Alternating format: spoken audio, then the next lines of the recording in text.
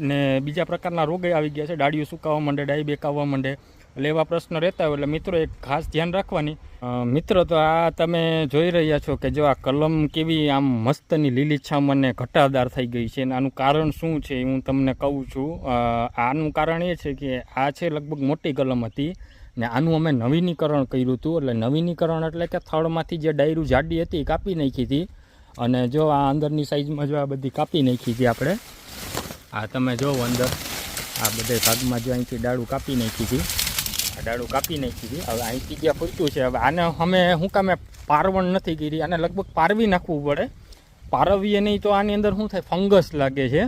પણ અમે અહીંયા રેગ્યુલર ટ્રીટમેન્ટ દેતા હોય ને કજો આવી ફંગસ લાગ્યા કરે, આની અંદર આવી ડાયડું થયા કરે. જો આ ડાયડું છે ને આ ફંગસ લાગ્યા કરે છે. તમે જો આવું કરતા હોય તો એક વસ્તુ ખાસ ધ્યાન રાખવી કે જો આવો વિસ્તાર, આ તો અમારે ભેટ કલમ બાંધવી હોય એટલે આ બધું આ કરવું પડે. ભેટ કલમ બાંધવાની હોય એટલે આ ડાયડું રહેવા દેવી પડે, બાકી આને ખરેખર પારવી નાખવું પડે. જો અહીંયા આ પારવેલો ભાગ છે, આની અંદર રોગ ઓછો હોય છે.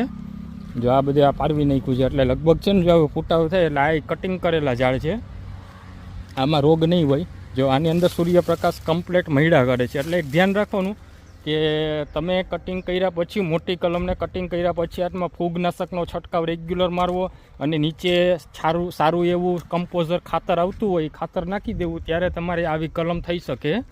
અને ખાસ કરીને એક ધ્યાન રાખવાનું કે આટલો વિસ્તાર નહીં વધારવાનું, આને તમારે પ્રૂનિંગ કરી નાખવાનું, એટલે કે કાપી નાખવાની વધારેની ડાળી.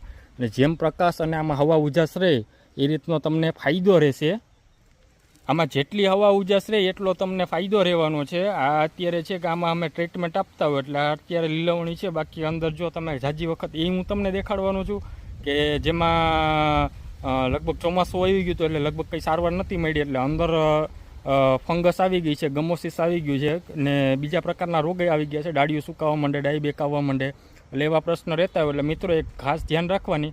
આની અંદર છે ને ડાળીને લગભગ તમારે સાફ સફાઈ કરતી રહેવાની અને રેગ્યુલર દવાનો સ્પ્રે મારતો રહેવાનો.